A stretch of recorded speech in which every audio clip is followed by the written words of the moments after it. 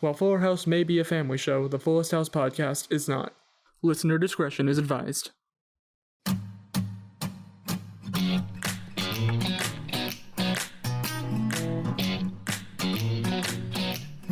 Hello and welcome to the Fullest House podcast, where at our house we have root beer. I'm Zach Horowitz. I'm Mark Greene. And I'm Harrison Bloom. And boy, do we have it. I feel like we say this every single time, but I think I liked this episode. I liked it too. I think I liked this episode a lot. There were a lot of bits in this episode that we all legitimately enjoyed. Yeah. Which I don't know if this is just like from us watching Fuller House all the time and we've just become desensitized to the madness. I kind of remember liking this episode when we watched it for the first time. Like I wouldn't say it's like one of the best sitcom episodes I've ever seen or anything, but here's the thing, like you, Zach, sighed and was like, and we're going like, this episode, which we usually do when an episode's particularly bad or confusing or something. And I was just like, there were a lot of things where oftentimes when we like things, it's a line here or there, and it's stuff that we have affection for. There were a lot of things here where I'm like, that was legitimately well done, legitimately funny, legitimately well set up. Yeah. Like they did a good episode, I think. I'm happy I think when I said week. it was more so like I remembered little bits of this episode, as in this is the one where DJ, Kimmy, and Steph dress up like fairy godmothers. That's true. That is true. That happens. That does happen. Which is, that's kind of the main A plot of this episode. And that's, a little wild, but not super wild for this show. Just a normal regular day in Fuller House. Just a normal day in Fuller House. And there are some good bits with it. There's one confusing thing about all that we'll get to, but maybe we should start at where most things start, at the beginning. It's a very good place to start. I'm gonna theme some of the recap this time, and it will make sense as we go along. So once upon a time, Kimmy was peeling carrots while lying on the floor. Because, guys, she had the embryos implanted. Yes. But perhaps more importantly, they have a big fucking poster of Steve on their fridge. Yes. I think I pointed this out to you guys at the beginning, and then eventually they reference it. Steve got DJ a calendar to track how many days are left until they start dating. And every day it's just a picture of Steve holding a number of food that is corresponding to how many days are left. Yeah. So like at the beginning, there's 3 days left, and Steve holding 3 bananas with a big smile on his face. Yeah. Three whole nanners. Oh boy. Does Fuller House have merch? Because I would buy posters of Steve just to put up. Just a t-shirt that's a picture of Steve holding a banana. If they don't have that, they've missed out. Yeah. Can we make merch? Can we make unofficial Fuller House merch? Yeah, but it's gotta be us holding fruit instead of Steve. Right. That's true. We just do a calendar where it's like 3 days left and it's just all 3 of us there, and then it's 2, and then one of us is just mysteriously gone. It's just the same picture, but they just keep photoshopping us out one by one. For a 3-day calendar. Definitely. For a 3-day calendar. Hey, if you ever needed to keep track of 3 days. No. We can go more. If we're gonna keep the Photoshop theme. Mm-hmm. Keep it going. As long as you want. Just Photoshop more of us. It's like a 30-day calendar, and you have like 10 Zachs, 10 Marks, and 10 Harrisons. Oh, and then one by one, they're just photoshopped out. Okay. That's terrifying. Though, follow-up question, are we still holding fruit? Well, yes. We can be doing whatever you want. I want fruit. That's a big part of it for me. Yes. Okay. We can hold fruit. That, of all ways to track the days, Steve was like, maybe he was looking around his house and he's like, I don't know, I've got a bunch of fucking bananas. Like, or what do you think he did when there were 12 days? Did he have like a thing of grapes? Was he holding a big, or was he trying to hold like 12 coconuts? Because the next day there are 2 and he's holding 2 coconuts. I saw the idea that it was like, I forget, how long was the original time period? It was like 90 days? It was like a 12-day challenge? Well, I think last episode he said months. there were 12 days left. I think maybe it was like a month or so. Yeah, I think it was like a 7 couple weeks. months. Couple months, yeah. Oh, okay. I'm gonna say like we'll say like 2 months. It's about 60 days, give or take. Yeah. Imagine the first day. I know. It's just Steve. Oh, it's just a pile of coconuts with Steve's hand like sticking out the top. Like he could have had like a package or two or so of like strawberries or something. But knowing Steve, I think he would have like a full 60 coconuts just on the ground, and his face is poking out of them. And that's how Steve keeps track of the days. It's because every day he eats a coconut. Every day he eats a coconut. And by now he's fucking sick of coconuts. A coconut and a banana. We only saw coconuts and bananas. Which for a 3-day calendar, it's a good amount of variety, but you could have gone better. It's true. Anyway, there's more to this episode than just calendars. Yes. Because Ramona walks in. She sees Kimmy on the floor, and Kimmy says, "Don't you want to ask why I'm peeling carrots on the floor?" And Ramona says, and this is the first time where we went, "Oh, this is very good."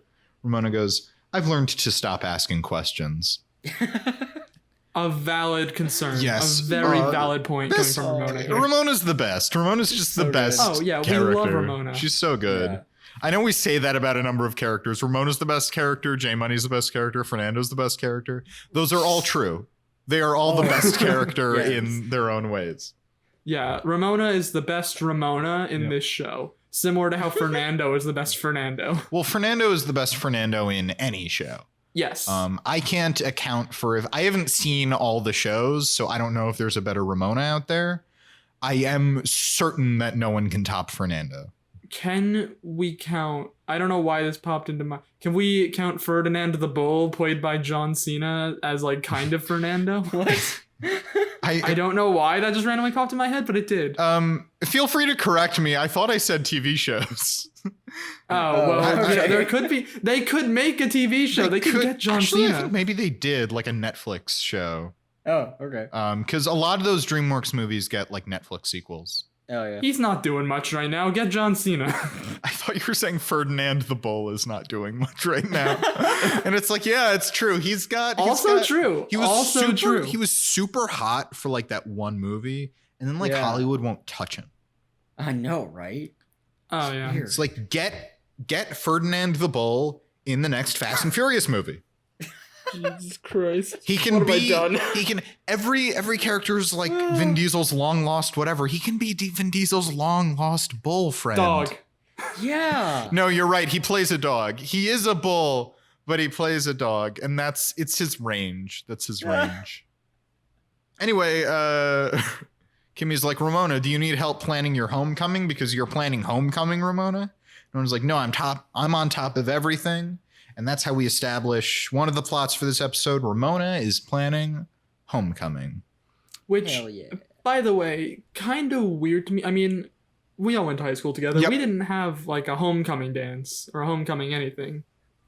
And like, I'd imagine if they did, it wouldn't be planned by a freshman. Yeah, there was junior prom and there was senior prom. Yes. But no freshman homecoming. Feel free to tell us, that's totally a thing. Ramona would be planning homecoming, but it does seem weird. But they don't explicitly say freshman homecoming. They say homecoming. It's that nebulous time thing in this show where you never know quite how long we've been in any time or anything. Like, let us know in the comments, do homecoming dances exist outside of TV shows? Because I would like to know. My friends from the Midwest and my girlfriend, they all had homecoming stuff. It's like very big. Yeah, I didn't assume there weren't homecomings, Zach. I assumed it wouldn't be planned by a freshman. Listen, the entire world revolves around just the one town that we all grew up in that one high school. Zach, I think you have a fixation, Zach. I'm just gonna say it. On homecoming. Maybe I should just stay quiet for once because I'm just bringing up really weird side conversations today. My point here is also like there's a very nebulous time thing. Like I think once we were watching, we were like, wait, it's summer. Has it been like 1 year for the last 2 seasons? And now all of summer is taking place in season 3. And then we're starting high school in season 3. And it's this sort of thing of like, now that they're in high school, it's like they've been in high school forever. So they're like, yeah, it's homecoming. That's how high school works. I mean, does it homecoming is usually in the fall, right? Yeah, it's Yeah. they have like a homecoming football game, Yeah. which is like a fall sport. Yeah. Right. I meant more in a way that there's no distinction whether they're like freshmen or anything. That's not a part of it.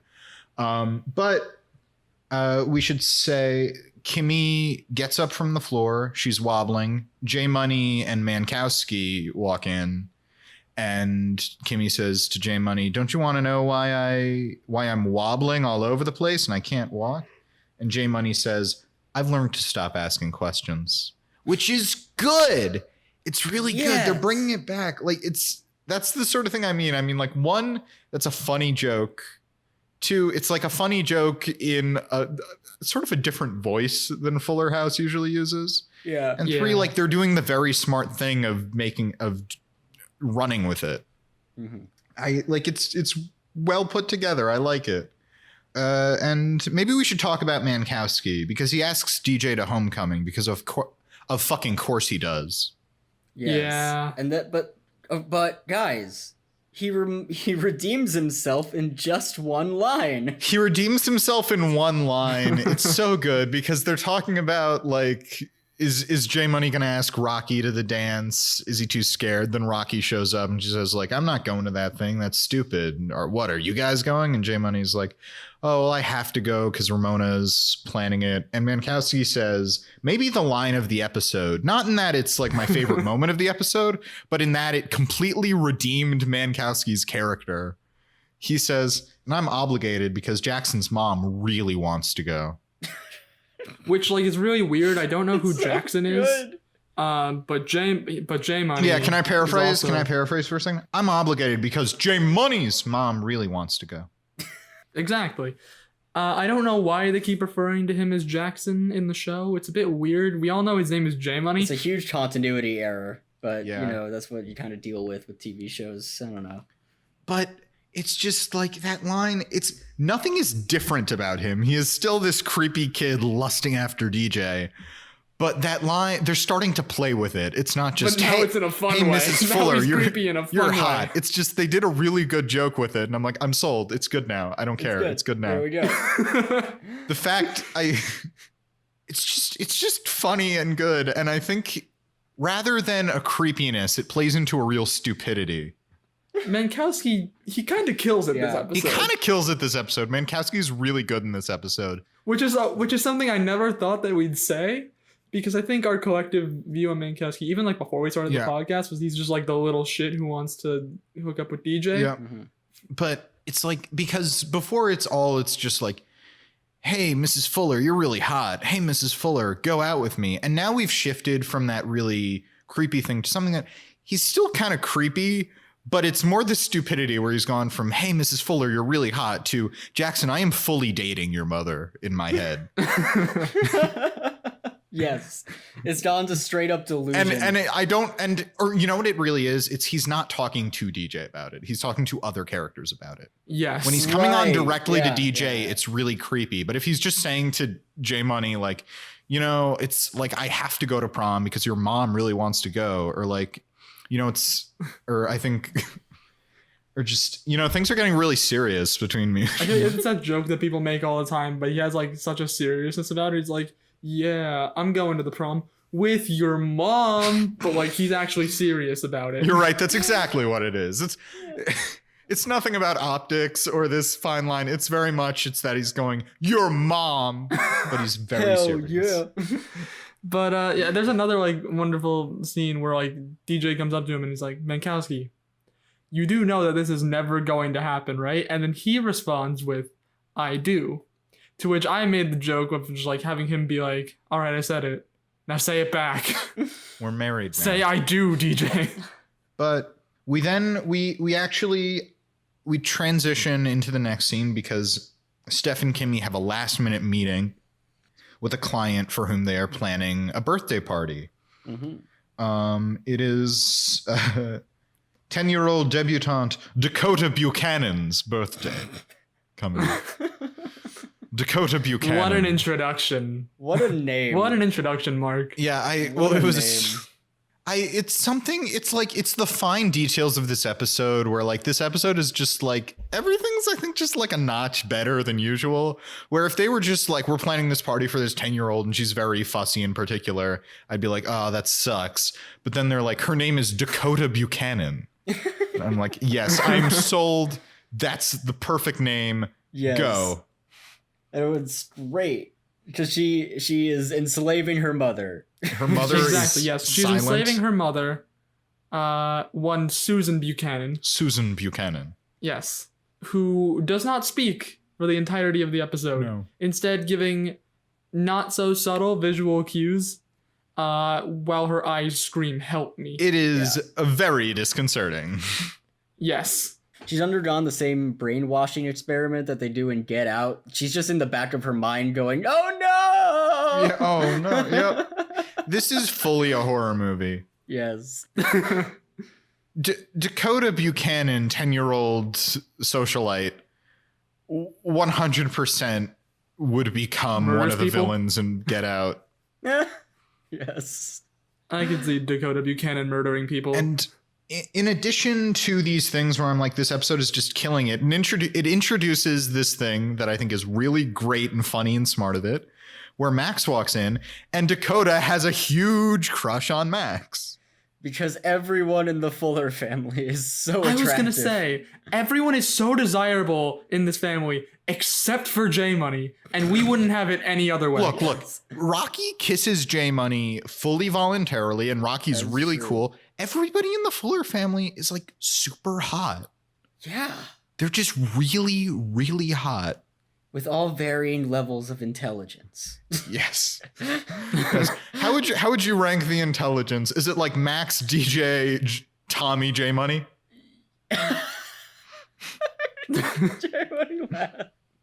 I was gonna go for like everybody, but no, if you want to go, actually wait, hold on. I just mean the Fullers. I mean the Fullers. Max, DJ. I'm debating whether to put Tommy or Steph on top. Steph Of is each other. Stephanie Tanner. Oh, you're right. Yeah. Never mind. Yeah. That's why I wasn't I'm including sorry. Steph. And I felt like J Money, J Money's smarter than a baby. I was like, No, no, he's he not. has to go on the bottom. Yes. It wouldn't feel right if J Money was not on the bottom. And we mean that in a loving way. Right. Dakota having a huge crush on Max is really great because one, it's really funny because we just get her like fawning over Max. Mm-hmm. Mm-hmm. Two, it's this great thing where she enters with a lot of power and she still has a lot of power over the adults throughout the episode. But then Max comes in and she's suddenly does not have the power in the scene. Mm-hmm. And also it's like, it's a good setup for things because they're going to use Max at some point to like get what they want. This is a good episode. I'm marveling. There are episodes I've liked before, but this is maybe the first one where I'm like, this is maybe a well put together episode of TV. Yeah. Not the best, but a good episode. I love how we've reached the point where like all we're asking for is it's like an episode with structure. Yeah. yeah. Structure the episode, give it like emotional stakes. Yeah. The bar is on the floor. Yeah. But we should say her birthday party is fairy tale themed.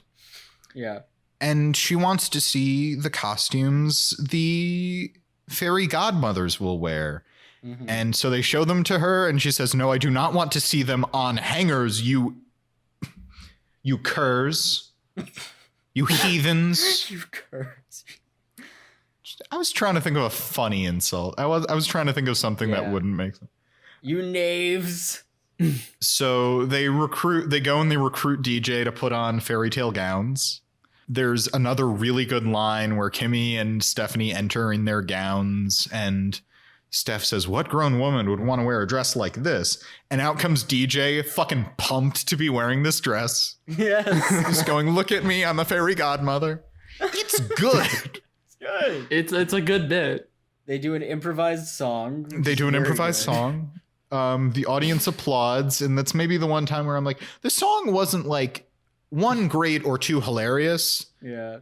And I guess it wasn't really improvised either. I was going to say if it was really improvised, I get the audience being impressed. The audience is, we don't mention it all the time. The audience is very impressed with just about everything in this show. Yeah. Anytime a character does a thing, the audience Anytime applauds. a character talks, you can't hear any dialogue in the show. It's just a constant laugh track. I also just mean like a character will stand up and give like a little speech, not a long intense monologue, but just like maybe a little speech, and the audience will go, yeah, fucking nailed it. I'm cursing a lot this episode. That is just how excited I am. Well, you know, while Fuller House may be a family show, the Fullest House podcast is not. Viewer discretion is advised. Very good. Mark and I did like a little finger guns thing at each other. You can't see it because it's an audio format. I snapped as well. I hope that didn't ruin my audio. Sorry, Tyler. But they improvise a song, and then here's the part that kind of confuses me, because they say something about like Dakota says something about like, so when you're at my party, and Kimmy's like, oh no, there will be actresses playing the godmothers at your party, not us. And Dakota says, I want you or I'll scream. For like a solid 5 minutes. Yeah. And then the mom just like nods violently. Oh, God. Yep. All of her expressions are just like a violent like head nod. Yeah. Yeah. Really putting in some physical work there, that actress. Mm-hmm. You know, well, you got to get the emotion across somehow without words. It's very weird to me that she's like, no, I liked you 3 random ladies. I don't want professionals. Yeah, that is very Yeah, weird. it's a lot. That they like literally improv a song, and it wasn't even like, it wasn't necessarily like a great song. It was just they made it up on the spot. It was a song. Wait, what are you talking about, guys? It's very, very good. It's very good because our main characters did it, and they're very good at everything. Actually, you know what? Now that you say so, Harrison, like, yeah, it was actually a really good song. Like a really good song. There's like Beethoven, and then there's this. Yeah, I mean, it better be at the Grammys. I mean, I guess it was several years ago, but I mean, they should nominate it now, just because they. It is. You know. It is. It might be the best song they sing in this episode. Yeah. We'll get there when we We'll get get there. We'll get there. Yeah. We will get there. Yeah. I might be being a little mean, but I thought that would be funny. We'll get there. But yeah, she wants them instead of professional actresses, and they're just like, sure. I guess Kimmy is like, I guess I don't have to pay these actresses. But we cut to the next scene. They're in their costumes, but full costume this time, including really, really big wigs. Yeah. They say they look like that drag show. RuPaul's Drag Race. Yeah, RuPaul's Drag Race. Don't pretend you don't know the title, Harris. I I feel like that's one of those shows that everyone's always heard of. I mean, I've never seen it, but I've heard of it. I've never seen it. I have heard of it, but and then Max comes out dressed as the prince. He is the prince. It's also said that Max has just had this prince costume in his closet this entire time. That's another thing. And I just want to know why. Yeah, Max says, oh, I've had this for ages. I'm just glad I finally have an excuse to wear it. It's like, yeah, Max, why did you just have this lying around? Because my first thought was, oh, they got a full prince costume for Max. And I guess they did, but years ago? Wait, also, like, he says ages and ages. Yeah. How long ago was ages and ages when you are 10 years old? And also a growing boy. He's gonna grow out of it. We have established that Max is a 50-year-old wine mom in the body of a 10-year-old. Well, that's true. Mm. Oh, also, yeah, we finally confirmed he's not 8 years old. Yes, it's very funny He's because 10. Given that we always say Max is 8 years old without ever checking, I wrote down Dakota Buchanan, 8-year-old debutante, and then in the show someone says something about her being 8, and she says, "I'm not 8, I'm 10," and so I went, okay, I guess she's 10. I guess Max is You 10 just too. cross out the 8 and write 10 above it. I 100% did that. Oh, that's God. wonderful. You can't see it, but Mark is showing us his notes. I was showing them my notes. Zach makes a joke. I 100% crossed out 8 and wrote down 10. I mean, that's really the best way to go about it, just for note-taking purposes. Yep. We get an update on the poster, Steve is very, very happily holding a single banana. Yes.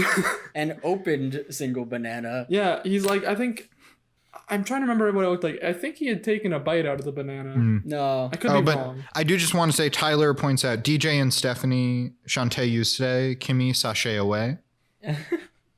But very happily holding a banana. You know, I'm just going, how to innuendo this? Look, men are often very happy to hold their bananas. I was gonna say, Mark, I feel like it shouldn't be that hard. He has a banana. That's the thing. It's too easy. He's very is the happy thing. to show his banana to DJ. There we go. Very happy to show his banana to DJ. You didn't want to go for the low hanging fruit? No. There we go. Oh, you're doing better than me. That's what I was. There you go. Both of Give you him a nice did little it wink much at the better end there than as I well. did. I was trying to think of something. You're very good. I thought of that and I was like, oh, this is perfect. I gotta go. So for the much pun. respect for you too. Thank you. Your respect means the world to us. Ramona comes down the stairs. She's dressed for homecoming. The theme is best homecoming ever, which to me doesn't feel like much of a theme. No, that's her first mistake. That's just like the theme of the awareness fair is awareness. Do we just take whatever opportunity we can during this podcast to reference other shows? Yes. The theme of homecoming is homecoming. Yes. We're not even going to have an enchantment under the sea dance. Not even homecoming. It's very good homecoming. Yes. What would your ideal homecoming theme be? Very bad homecoming. Just because, again, I think viewers of this podcast will know my reputation for wanting as much chaos as humanly possible. I just want to know what the chaos would be of like a bachelor party. Not a bachelor party. What? Homecoming. What? Why did I think of Zach, you idiot. You stupid idiot. You asshole. You idiot. You messed up. Look at you. You messed up. Love you, buddy. No, I'm sad. Now I don't want to go on. Just a very bad homecoming where everything is supposed to go wrong. Just watch the chaos ensue. Yeah. Where it's just like there's like a DJ who shows up and he's clearly drunk. It's just like very half-assed decorations. I think it would just be funny. Harrison, what would your ideal homecoming theme be? Ooh. Okay, I have two in mind, and you could choose one of mine if you want. Sure, go ahead. Okay, either semi-aquatic animals. Semi-aquatic. Or women's history. Women's history. Feminism. I feel like women's history could be an actual feminism. Hashtag feminism. Yeah. Just get people to like impersonate famous women. Just have like a person dressed up as Ruth Bader Ginsburg. There's just a silent, very stoic Ruth Bader Ginsburg by the punch bowl at all times.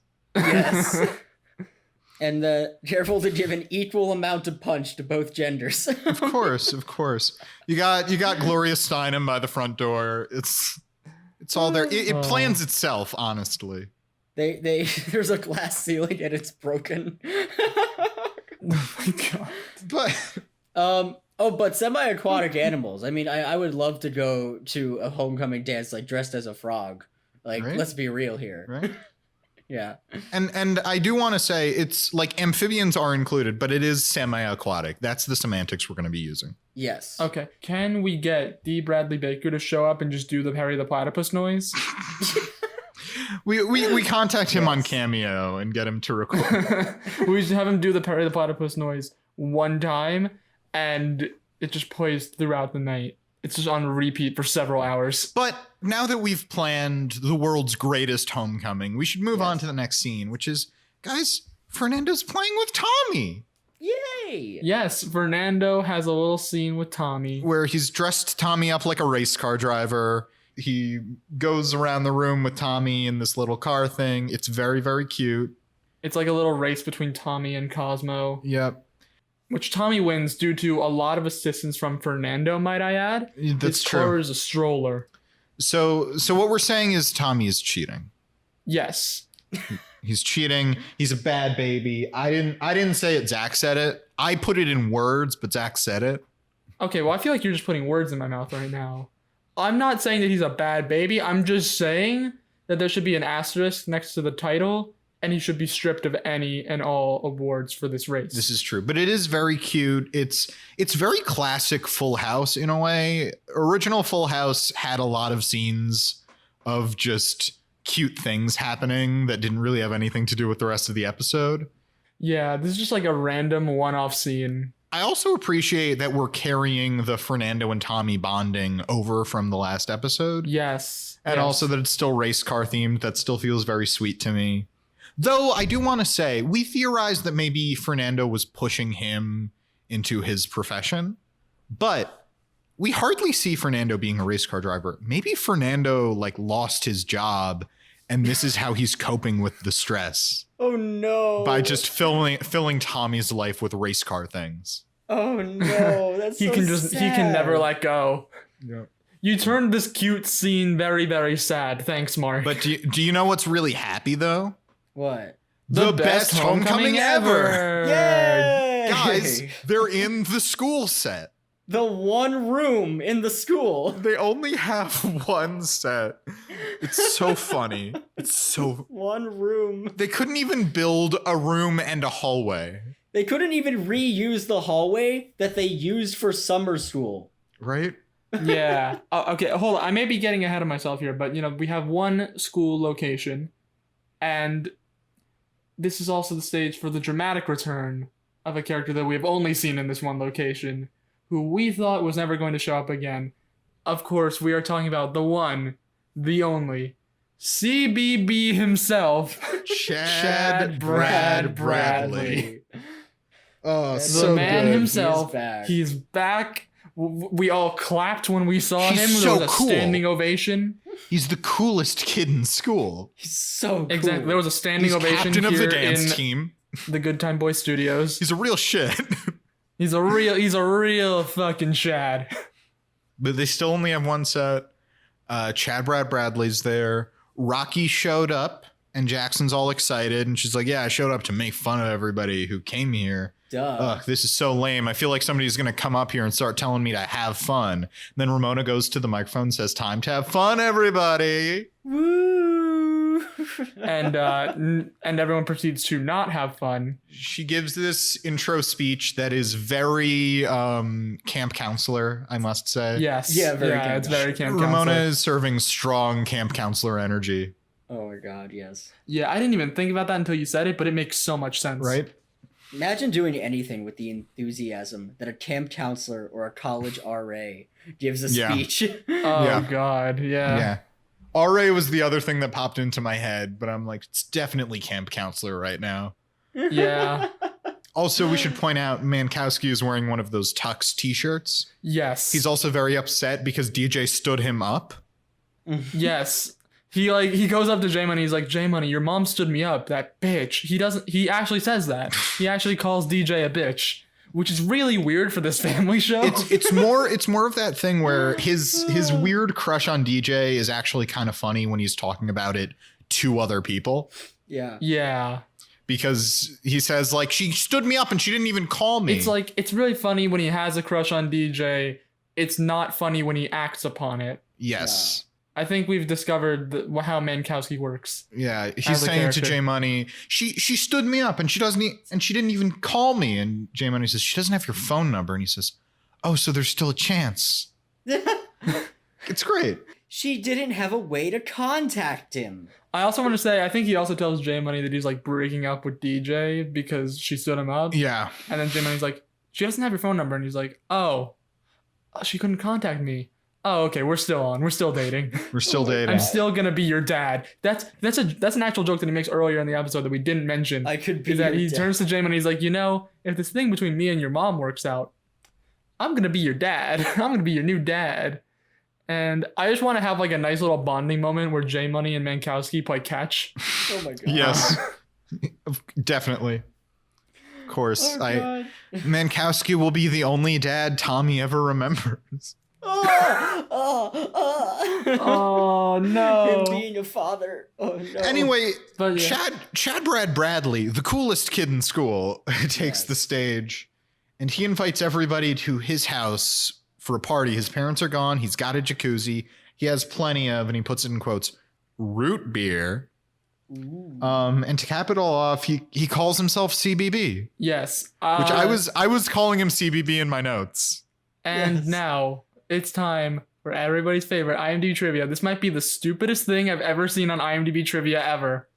It's about Chad Brad Bradley's monologue. I Okay. want to ask you guys if you can guess what I'm about to say. Is it that the root beer was an innuendo for beer? That is exactly what it is. It's the most obvious thing. It says, and I quote, when Chad Brad, wait, it doesn't even say Chad Brad Bradley. It just says Chad Bradley.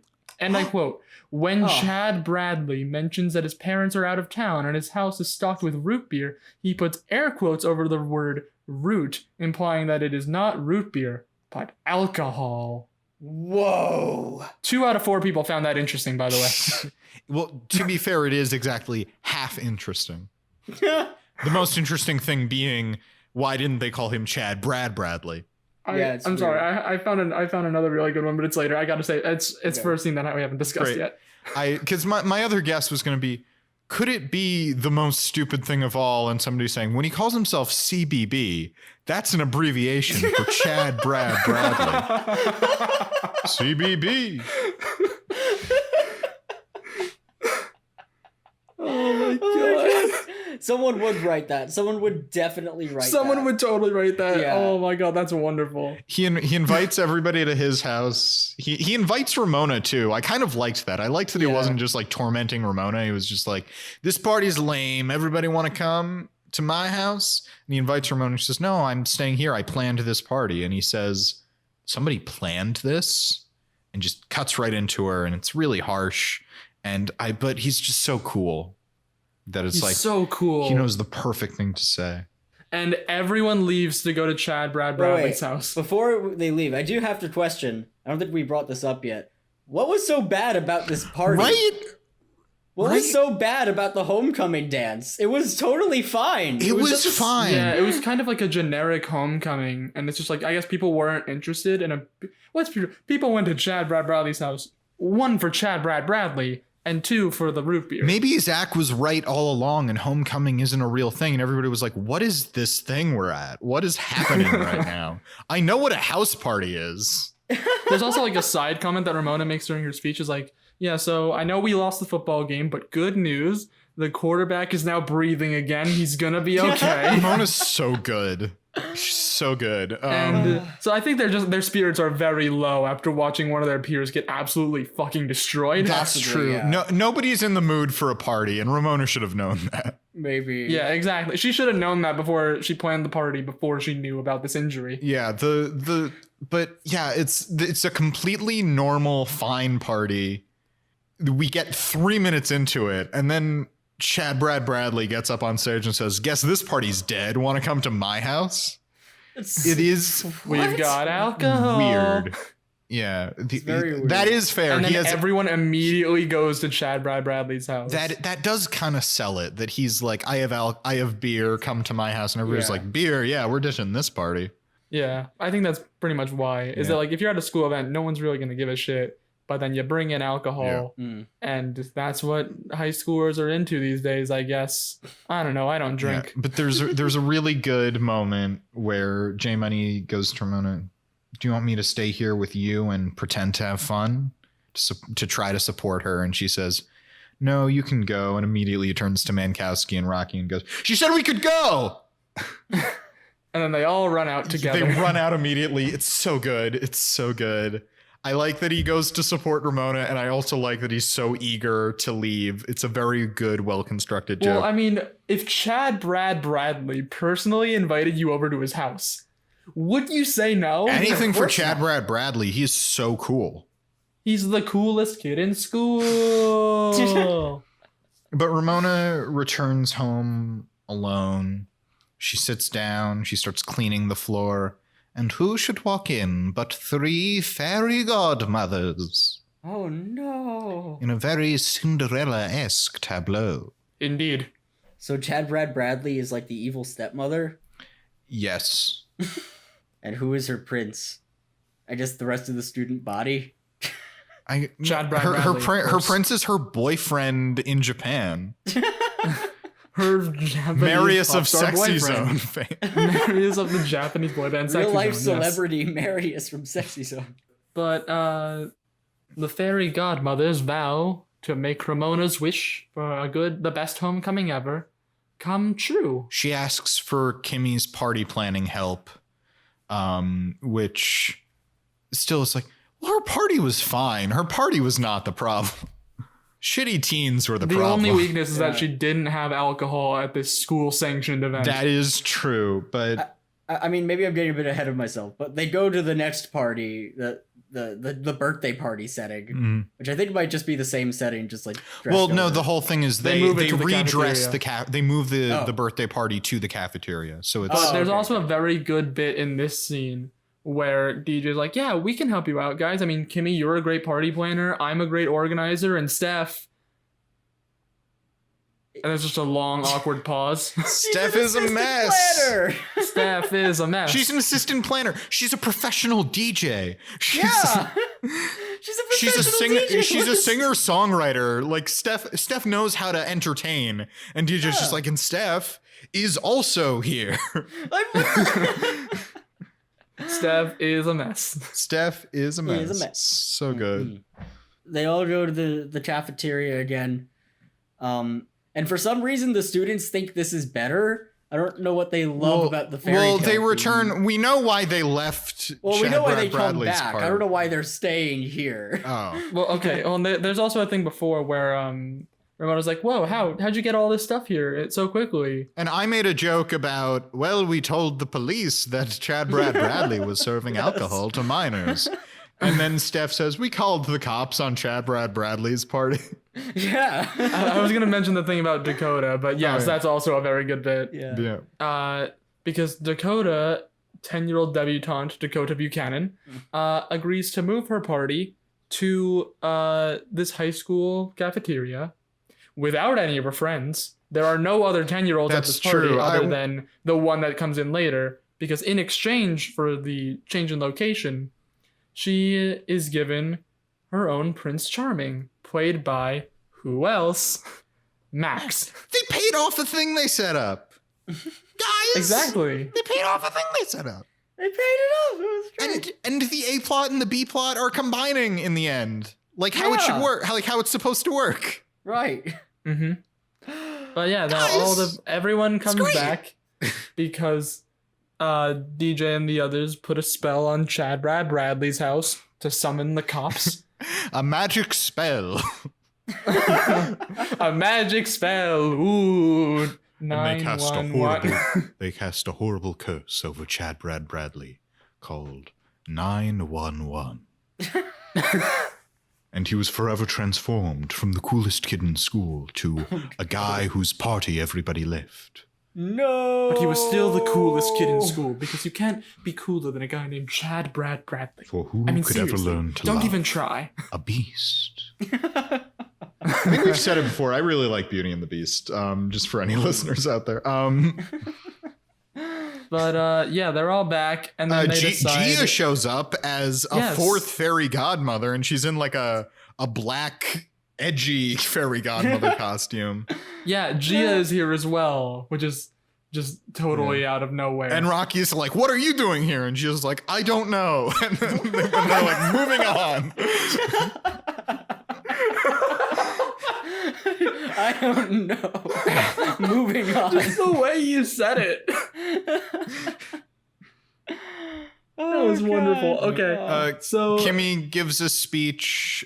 She gets everybody to applaud Ramona, who threw this party. Although technically Kimmy threw this party. So I think that's that's the one thing about this episode. Like we start out with Kimmy going, "Do you need help planning the party?" And Ramona's like, "No, I can do this all on my own." And then like the end, it's like, I guess the lesson was Ramona couldn't do it on her own. I guess. And not in a way that they're like, you don't need to be alone. You can get help from the people who love you. But just, like, I don't know. There's something that's not quite meshing for me there, but yeah, Kimmy's like, applaud Ramona who planned this party, except really I did. Yeah, I was gonna say, like, I'm gonna give them the benefit of the doubt here and say it's about asking for help from loved ones. Gotcha. Yeah. But yeah, they're all on stage and they're about to play a song. Their band, Girl Talk. Girl Talk. The band. Though DJ renames it to The Godmothers with a Z at the end. Because Z's are cool. Yep. I should know. My name starts with a Z and ends with a Z, and I'm like the coolest person I know. Am I right, guys? Well, I mean, it's like, it's Chad Brad Bradley. That is and the then perfect it's you. response, Harrison. Harrison was complete. I should have gone the Harrison route and stayed completely silent. No, he stayed silent. No, he stayed silent and was like, and that was like the best response you could have. That was good. That was good. Thank you. I know I'm like the coolest person not named Chad Brad Bradley. They gear up for a song. They start. We were all like, "What are they gonna play?" And then they start playing "I'm a Believer." Like, of course. Yeah. I remember it started playing. And I was like, "Oh right, of course it's this. Of course. Why would it be anything else?" But on the other hand, please stay away from this song. It's a bad cover of "I'm a Believer." I love "I'm a Believer," but it's like, leave the monkeys alone. Please, I mean, okay. Just leave them Listen, alone. I have a bone to pick with this scene, not just because the song was a bad cover. Okay, this is another segment of our beloved segment that I think has been on the show once. Our beloved segment that nobody gives a shit about, but I just rant about drums for like 5 minutes. This is Zach's also Drum Corner. Tyler, if you could put in a little theme song for Zach's Drum Corner. And for this second installment of Zach's Drum Corner, we actually have a collaboration with our other favorite segment, IMDb Trivia, or in this case, IMDb Goofs, which sounds about right. Because under Goofs for this episode, it says, DJ is obviously not hitting the drums whilst playing I'm a Believer. And that is exactly my problem with this goddamn scene. To be fair, she sells it pretty well. Like, she doesn't really look like she's playing the drums, but like the acting, she doesn't look like she's playing the drums, but then I saw her face and now I'm a believer. Fuck you. I Fuck see you. what you did there. I don't usually do them like that. I see what you did there. Harrison liked it. We never do Harrison's guitar corner. Probably because it's easier to fake that. But yeah, you can obviously tell she's not playing it. She's just like moving her arms up and down on like the same drum over and over again, and it's like not even remotely in time, and it's like that's not the right things that you're supposed to be hitting to make a beat, but that's we'll save it for the after show. We're having an after show apparently. No, we're not. This has been the end of Zach's Drum Corner. Yeah, the Zach's Drum Corner goes as long as they'll allow me to before someone inevitably cuts me off. Anyway, guys, Chad Brad Bradley shows up. I know. The coolest kid in school. He's back. And he props to you, Ramona. You threw a fun party. Do you want to dance? And she's like, no, I have this Japanese boyfriend in a pop band. And he says, you could have just from the band Sexy Zone. Zone. His name is Marius. He's from the band Sexy Zone. He lives in Japan. And Chad Brad Bradley goes, you could have just said no, which is fun. It's a standby joke, but it's fun. Also, I did kind of want her to like lift up her phone and say like, no, this is completely real. Look, this is him. Yeah. But also, if you have the chance, I understand Marius Yo is an international superstar from Japan, from the band Sexy Zone. But when you have the choice between this like Japanese guy or Chad Brad Bradley, the coolest kid in school. Oh, it's hard to deny him. You gotta break up with your boyfriend for Chad Brad Bradley. Well, she does say like one dance won't hurt, and then she and Chad Brad Bradley dance. Also, J Money and Rocky dance together. J Money starts dancing and he looks like a real idiot, and then she takes him to start like really dancing. It's great. Yeah. And they know who J Money is. Of course, he dances like an idiot. Yes. And then finally, who should come in when the clock strikes midnight but Steve, not holding any fruit because there are 0 days left. That's true. That's It right. strikes midnight and he kisses DJ because they're officially dating. he pulls her away while they're playing the song, so there's just no drums for a bit, which is honestly better than what they were doing. Welcome back to the encore of Zach's Drum Corner. I'm gonna keep ranting about drums until someone stops me. I think it's a good payoff to that. It's nice. It's emotion. It's heartfelt. Everything has a nice emotional payoff. J Money and Rocky dancing together. Ramona succeeded in her party. It's all great. Everything. This episode was like a good episode. This is what most of these episodes should be. Yeah. And that's the end of this. That's the end of the episode. Yes, that's the end of the episode. But with the end of one segment, our recap segment brings the beginning of a new segment. You know what they say: when one segment ends, another opens. Oh God. Indeed. And it's time for our favorite segment, Sad Boy of the Week. Yay! Tyler, can you add in like an applause track after that? Thank you. So, I'm gonna be honest here. I don't think anybody really stood out to me this episode. I have one nominee. Yeah. Okay. I have one nominee. Yeah. My nominee is Ramona. Oh yeah. Oh, that's actually not what I was thinking of, but yeah, she definitely. That's works. not a bad choice. Yeah, that's a legitimately good choice. My choice was Mankowski. Mankowski. Oh, I was thinking Mankowski as well. I think. Are we good with those two choices? Do we want to go Steph as well? I don't think. Just give her the nod. She gets shit on a little bit. She gets shit on a little bit. I don't think she's. The thing is, I don't think she's like active enough. She's very good in this episode, but I just don't think she does enough to like really stand out. She's very good in this episode. All right, I think I'm fine with just those two at this point. Yeah. So, Mankowski stops by, asks DJ to his homecoming. DJ, a full adult woman, to his homecoming. She tells him no, but he doesn't seem to really understand that. Then he completely redeems and changes his character by saying, "Ugh, I wish I could skip, but DJ really wants to go." It's really great. Again, it's just that thing of when he's talking about it to other people rather than coming on to DJ. He tells J Money, one day I could be your dad. Don't you love when you tell your friend that? Don't you love when you just tell your friend that kind of thing? Completely ordinary. Don't you just love when your best friend becomes your dad? Oh my God. I like the phrase. The phrasing of that makes it seem like, oh, what a silly mistake. Like, oops, I'm your dad now. Oops. Guess I'm your father now. Guess I'm your father. father. Go to bed, son. Wanna play catch? But at prom, Mankowski, or as Tyler suggests, we bring up as the Academy of Motion Pictures Arts and Sciences calls him, Mank. Yes. Very good. Indeed. Mankowski. Yeah. Indeed. Mankowski wears one of those tux t-shirt things to prom. Oh God, you're right. He does. Did we mention that he's Wait, wearing one of those? I think we did. Yeah, I yeah. noticed that right at the beginning. Yep. He's like, "Oh, he's wearing one of those tuxedo T-shirts," which is just so great. It fits this character perfectly. I understand why there's always one character who's doing it, but has anybody in real life ever worn one of those to an actual event? I feel like there's at least one class clown who does that. Yeah, I mean, it feels like when I think about it, like it feels more of a thing like a rebel kid would do, not so much a like, I'm just goofy into someone who's like, fuck the system. I'm not conforming to your things. I'm going to be at homecoming, but I'm going to wear a fucking t-shirt with the tux on it, man. Mm-hmm. I think I say that because I think Hyde wears one of those in an episode of That 70s Show. And he's heartbroken because DJ stood him up.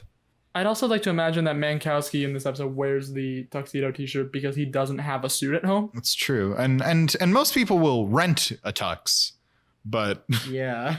He definitely does not have any nice clothing at home. Oh yeah.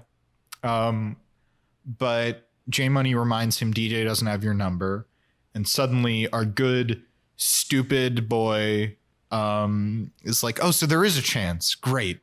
Yeah. And then later he comes up to DJ again when DJ's at the party after it's become fairy tale themed. He like mentions he talks to her again and comes on to her again, and DJ says like, you know, next time maybe don't do this. And he goes, so there's going to be a next time? So like it's just this back and forth between the two of them, this will they won't they energy. Yeah, I mean, I think they've been, you know, building up this smoke screen the first 3 seasons of like, is DJ gonna be with Matt? Is she gonna be with Steve? Which it's really all to distract us from the true OTP, which is Dijkowski. I was gonna say Mancouse DJ. Manchester DJ. Mancouse DJ. Oh, I love that. Mancouse DJ. Manchester DJ. Yeah, I was gonna say we thought the will they won't they relationship was DJ, but it's actually Mancouse DJ. Manchester DJ. Oh God. That name is so terrible, and I love it. So on the note of Mancouse DJ, so I think we're gonna.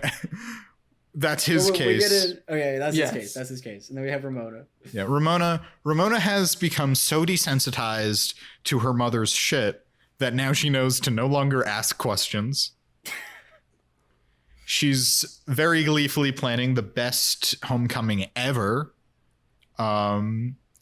Which she's informed at one point by Kimmy that one, party planning runs in the Gibbler family, but two, female pattern baldness runs in the Gibbler family. Ramona is concerned, but Kimmy assures her, oh, don't worry. It skips a generation, so I'm fine. Oh, no.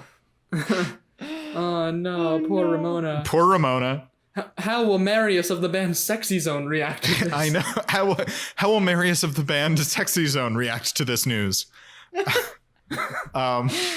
Ramona tries to get everybody up and dancing and moving with a real camp counselor RA speech.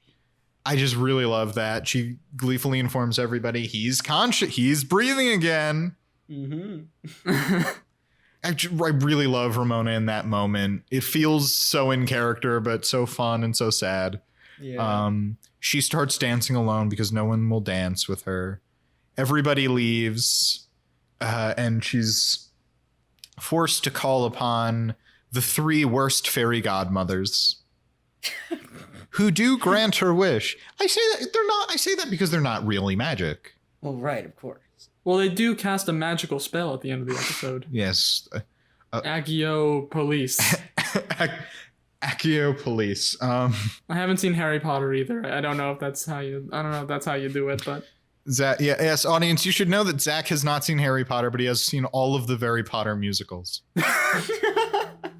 Really just outing me like that. Oh boy. I will say I watched them at Mark's suggestion. Yeah, those are good. I'm not saying they're bad. I just think it's a funny part of the fact. Yeah. It is a fun fact. And also, in case anyone was like, he doesn't know Harry Potter, how does he know Accio? Yeah. I feel like it's not uncommon for people to know like some of what's on the more common spells. Sure. I'm just saying. Anyway, Ramona, she also completely changes into a new dress. Yes. To better fit the fairy tale theme, I guess. She has to let 2 10-year-olds into her birthday party. Or no, into her homecoming party. She ends up sort of on top, but also she's given credit for a party she did not plan, which I think is part of it. I really like her RA energy here. Oh, it's so good. Oh yeah. So those are the cases. Okay. I'm kind of conflicted on this one because it's like, do I want to go for the serious pick or do I want to go for the memes? That is a good question. To meme or not to meme? Oh no, it's not even like that. I mean, like, it's one of those things where it's like, oh man, this is hard. But for like 2 seconds, because then I realize I always go for the meme, so I will therefore be voting Mankowski. I just think it's the perfect cherry on top of like his complete transformation, his beautiful metamorphosis from just a creepy dude to a beautiful, beautiful, sad man. Like, okay, I think you could give it to Ramona. Yeah. I think it makes sense. I think her planning this somehow, for some reason, disastrous party, and giving a big, excited speech feels like enough, but in recounting it, and she has more to do. There's more variety to her and what she goes through here. But I felt like recounting it, Mankowski was a little funnier. Yeah.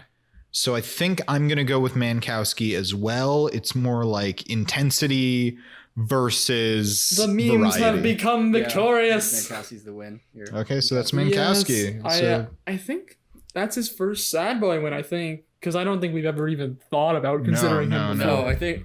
Yeah, just last time we did consider it, but he was too pathetic. Or too creepy. I think it was too creepy, yeah. He was too Right, creepy. he was too creepy and we didn't want to reward the creepiness. Yeah, we didn't want to This reward the time, creepiness. he's creepy, but in a fun way. Yeah. And we can reward creepy in a fun way. He gets it. So, Zach, you want to take us home?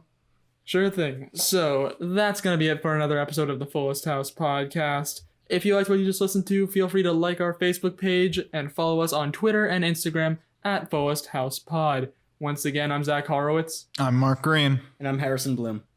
And until next time, may your houses be fuller, and may your CBBs be DTF.